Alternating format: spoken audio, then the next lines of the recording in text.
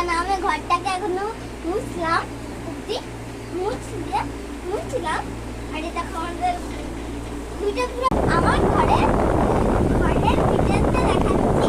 দেখো ফার্স্ট আর তোমরা ভাবছো এটা জল কেন ভিডিওটা, কেন আমি মুছেছি। আর তোমরা ভাবছো কমেন্টে অনেকেও লিখেছো, শ্রিয়াঙ্কা তোমার নাম তো তুমি মেয়ে না ছেলে, তুমি চুল কেটেছো? আমি বলেছি কমেন্টে হ্যাঁ। আর আমার মিনি ঘরটা তোমাদের কেমন লেগেছে অবশ্যই জানাবে। আর এই যে এগুলো কি?